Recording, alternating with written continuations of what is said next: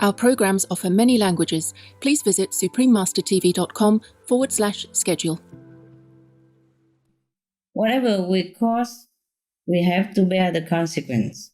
There's no escape from this spiritual law. So if we sell meat or open a meat restaurant, sometimes even killing raw fish or even live seafood and animals and all that, this is incurring terrible bad karma. No matter how successful they are, they will have to pay dearly in the near future or in the next lifetime, and even affect their children and their parents, many generations to come as well. The Vegan Leather Lifesavers, Part 2 of 2. Continue watching to find out more.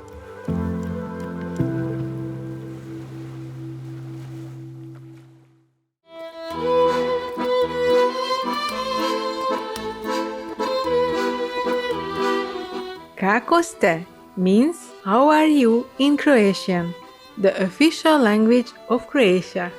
I'm Katarina.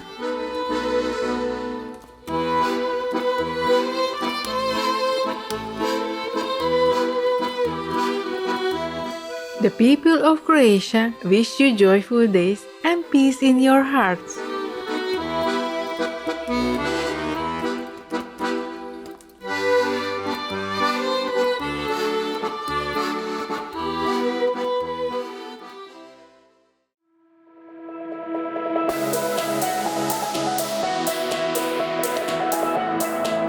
Hello jubilant viewers! Welcome to our show, The Vegan Leather Lifesavers, Part 2 of 2. In the first episode, we learned of the exponential growing rate of mycelium leather, the roots of the mushroom, which have a woven cloth-like structure that can be pressed, embossed and colored to make resilient vegan leather products. Mushrooms grow at a rate where usable materials can be ready in just a few weeks, using only waste byproducts from farms and industry, like rice husks and wood chips. We also viewed an innovative textile from sunny Mexico, made from the abundant, tough-skinned cactus that have been transformed into a vegan leather textile by the funding company Deserto, which has received many distinguished achievement awards for their wholesome, planet-friendly product. In part 2 of our show, we will see this trend adapted to another crop, that type being one of the world's most popular fruits, the pineapple. Traditionally, the pineapple has been harvested specifically for the fruit, with only local Philippine villagers taking advantage of the precious fibers that can be utilized for exquisite and durable clothing. Seeing these delicate yet durable creations made from the leaves of the pineapple plant, the founder of Piñatex, Dr. Carmen Hijosa, set about experimenting on more ways to use this fibrous material. Having a background in animal leather production, Dr. Hijosa saw firsthand the highly unsustainable and toxic processes being used in the industry, so she turned her attention to natural fibers. After much research and experimentation, Dr. Hijosa, with the help of local farmers and scientists, created Piñatex, a natural vegan leather-like material.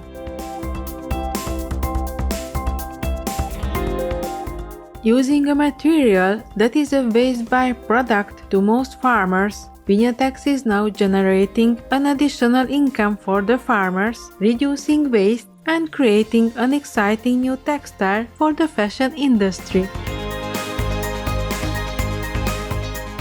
The characteristics of Piñatex are a highly durable and versatile material which can be embossed, colored, sewn, and used in shoes, clothing, bags, and numerous other ways.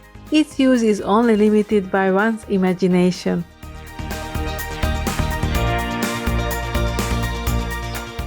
The full cycle from harvesting to a finished product is a win-win situation for the farmer, the environment, and the consumer, who is now contributing to purchasing a biodegradable and sustainable product, with the bonus of extra income to the farmers, who can now fully utilize the entire pineapple crop process. Piñatex is truly a product of and for the people. Through Dr. Hijosa's friendship with the Philippine people, who introduced her to this extraordinary pineapple fiber and inspired her to create Piñatex, much greater opportunities for the families have been realized. Piñatex now brings the pineapple fiber material into the 21st century, bringing a better life to the pineapple farming community. While we're on the fruit path, let's take a look at another development in the architectural city of Rotterdam in the Netherlands that comes from the upcoming generation who will be guiding the planet into a prosperous future. Millennial textile inventors Koen Merkerk and Hugo de Boon are putting their best foot forward by providing an alternative for fruit waste. Fruit disposal, or the removal of decomposing fruit in Rotterdam, is a costly business for the local shops. With the planet's sustainability at the forefront of their intentions, Koen Merkerk and Hugo de Boon started experimenting with the problem at hand and created fruit leather. And with this product came an exemplary model of a circular economical solution that also has fashion designers swooning at the new material. Not only is it stylish, but marketing such a versatile material with a sustainable impact on the planet speaks for itself. Yeah, we actually started to make leather out of fruits because we have seen that the resources are becoming more and more scarce. So we've seen the huge problem first on the Rotterdam market with all the leftover fruits, but we've seen the bigger picture in the Rotterdam harbor where there are a whole lot more fruits being wasted. And in the end, we've seen the huge potential of all the fruits being wasted worldwide. This is fruit leather. And technically the process and what we do is we collect the discarded fruit. So we started collecting that and we started discovering what we could do with it, and then eventually we developed a process which actually involves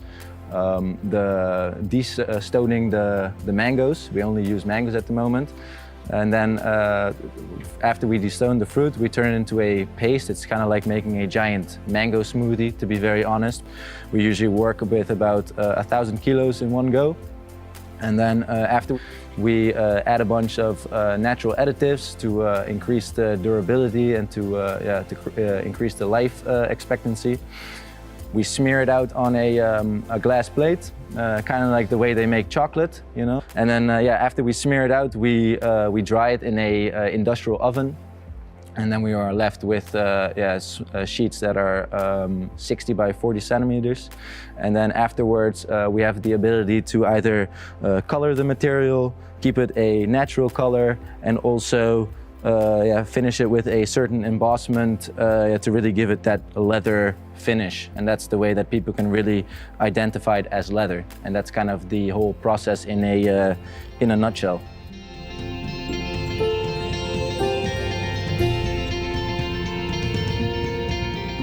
Admirable viewers, let us take a moment to admire our precious gardens, whose soil turns our compost into colorful flowers and wholesome fruits and vegetables. Please stay tuned to Supreme Master Television. Warning: you might find the content herein disturbing, but the truth must be revealed.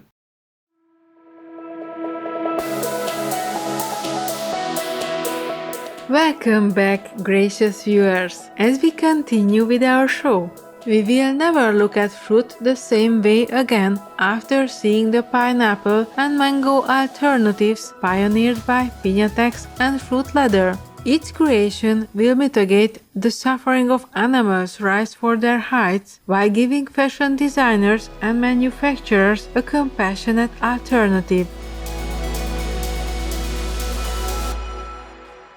These animal leather industries are not only detrimental to the environment and workers with the toxic chemicals and processing methods, but they also bring an untold burden upon themselves with a karmic price that has to be repaid. Supreme Master Ching Hai enlightens us with her insightful knowledge and warnings to these industries. Whatever we cause, we have to bear the consequence. There's no escape from this spiritual law. So if we sell meat or open a meat restaurant, sometimes even killing raw fish or even live seafood and animals and all that, this is incurring terrible bad karma. People just don't know that because this is just another job and they will not earn that much money either. Maybe more than many other jobs. But then how much can they eat? How much can they wear out of that? And they do not know that bad karmic retribution is immense. Anyone who opens meat or fish or these animals products, restaurant or even a shop, they do not know how much harm they're doing to themselves. That's why they're doing it.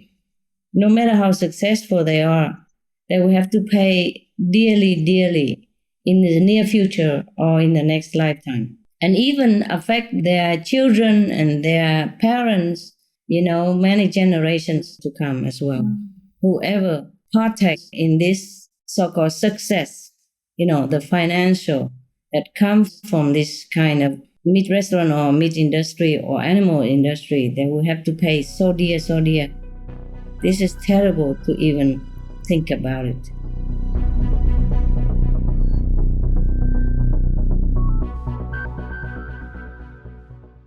As concerned citizens, we pray that all animal industries, including animal leather industries, embrace the many compassionate alternatives available and being developed so they can create a bright future for themselves and others. Many fashion designers are heeding the call of cruelty-free products, with states like California banning the sale of animal fur products and many other countries phasing out fur farms for good.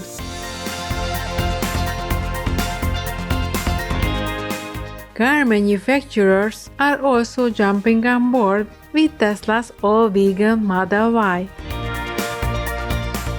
We applaud all the sincere efforts of manufacturers leading with their hearts to a love-filled world that is reflected in the way we dress, live, and eat while we are guests on this wondrous planet. The exciting new variety of options and products are too many to list as consumers see the full benefits of plant-based living.